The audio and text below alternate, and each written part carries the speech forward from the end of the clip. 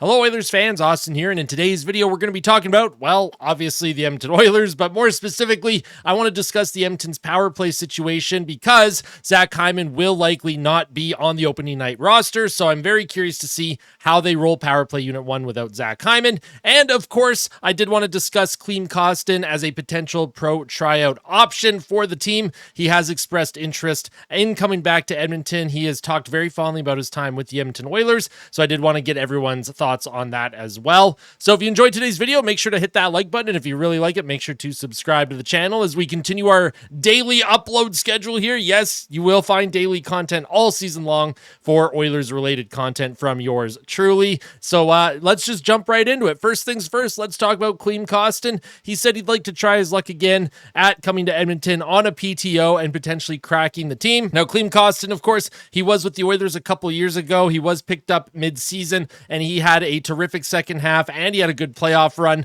Now, his advanced stats were not great, so a lot of the analytics people, including myself, were very hard on Klim Kostin's puck possession play, but there was no denying that his ability to feed off crowd energy, his ability to go out and lay a big hit when they had to get one, his ability to go out there and maybe get a fight, his ability to go out there and spark the team physically, emotionally, mentally, whatever the case is, Klim Kostin could do that, and he has a wicked shot. He could skate, he can keep up, and I think this would be a very interesting scenario for the Oilers if they decided to pursue him. Now, I know other Oilers insiders have talked about Klim Kostin. There's been nothing official as of yet about him coming to Edmonton on a PTO. Of course, Stan Bowman has absolutely no connection to this player at all, and neither does Chris Knobloch, right? Klim Kostin, he played with Edmonton when it was Jay Woodcroft as head coach and Ken Holland as general manager. So I think it would be unlikely for the Oilers to pick up Klim Kostin on a pro tryout, but we can't rule it out, right? And I think it wouldn't hurt. I don't think it would hurt to bring him in on a PTO. This is a player that has a lot to prove, wants to stay in the NHL, and just adds more competition to that bottom six, which I think is going to be a pretty effective bottom six, if I'm going to be completely honest with you. So let me know your thoughts on Klim Kostin. I know some fans have wanted me to talk about him in the past, especially the last couple of weeks as we get closer to training camp. So let me know your thoughts on that in the comment section below.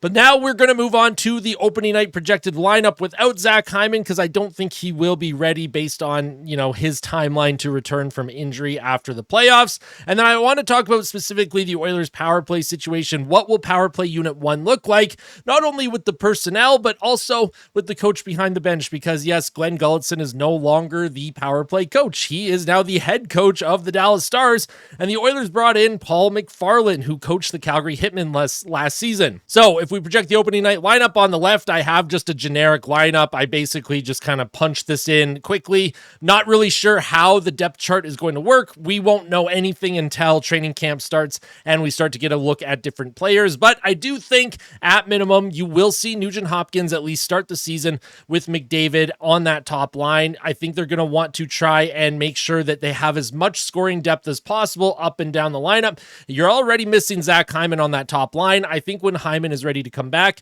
Nugent Hopkins will then likely slide down to that third line center position. Of course, I have Mangiapane up on the top line with McDavid, although there's a couple different players that you could switch in and out in that situation. On the second line, I have Podkolzin with Leon Draisaitl and Matthew Savoy. Now, Savoy and Draisaitl played a little bit together last season in the couple games that Savoy was able to get when he came up from Bakersfield. Vasily Podkolzin, I think he is a mainstay on that second line with Leon, unless something happens, something just absolutely crazy happens. Either Podkolzin really stinks at that role, or if Draisaitl for some reason is just not feeling it. But I do think Podkolzin and Draisaitl, those two are going to be together for most of the season. Draisaitl talks very fondly of Podzilla and or Podkolzin, as I like to call him. So expect those two to stay together throughout the majority of this season.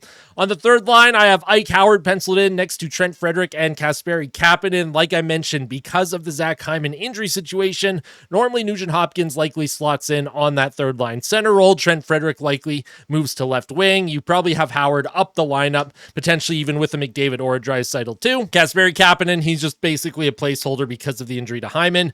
Fourth line, you have Janmark Henrique and Curtis Lazar, and then I have Tomasek and Noah Philp on the outside looking in.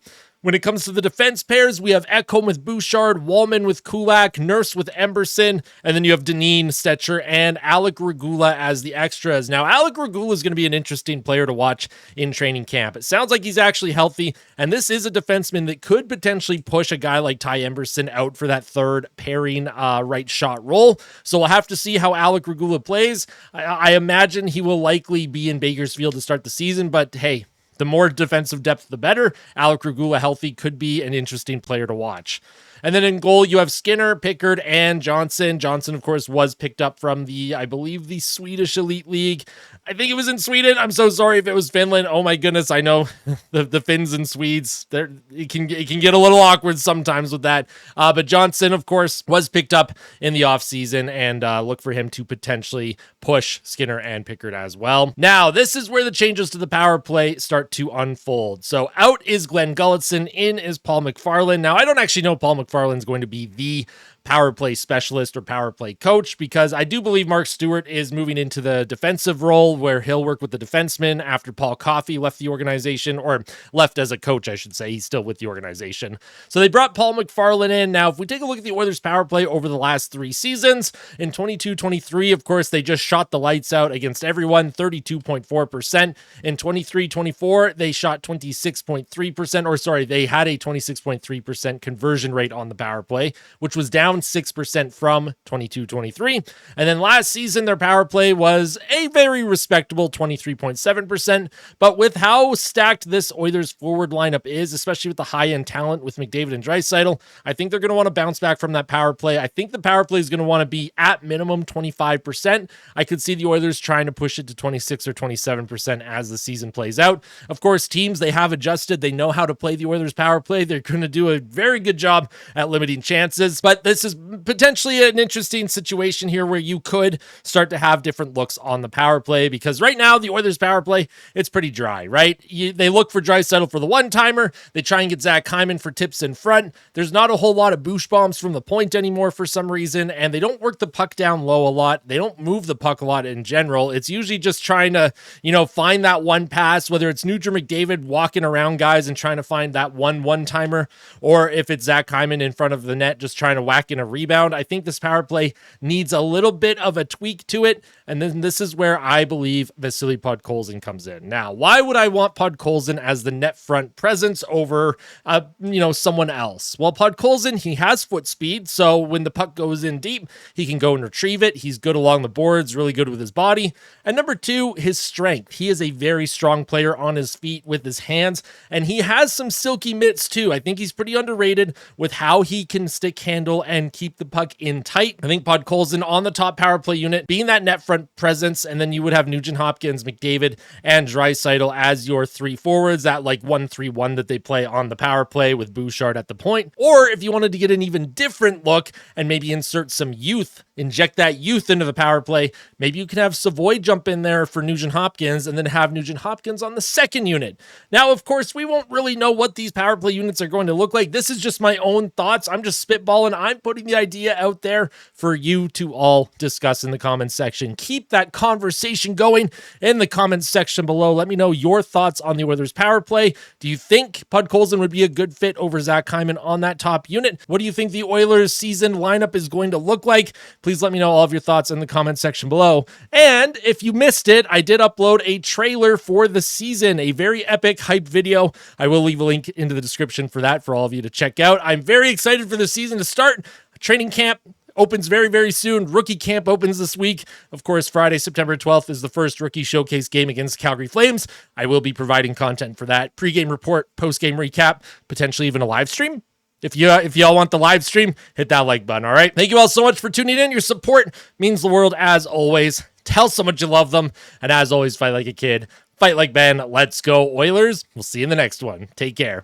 Thank you once again to the current channel members. Thank you to Christy, Nick, Justin, Canadian Ginger, Charles, Epiphany, Maddie Brinks, I'm Just Him, Hannah, Lola, Fleecy U, Danny, Hybrid Hunter, Hab 3436, Crux Deluxe, Wayne, Jacob, Hypnotize Mind, and Bubsy. If you want to become a channel member, locker room, or VIP, click the join button next to my channel name on a web browser, also next to the subscribe button as well. If you're not yet subscribed, make sure to subscribe. Best way to support the channel, though, is just hitting the like button. Thank you all so much. Your support means the world. We'll see you in the next one. Take care.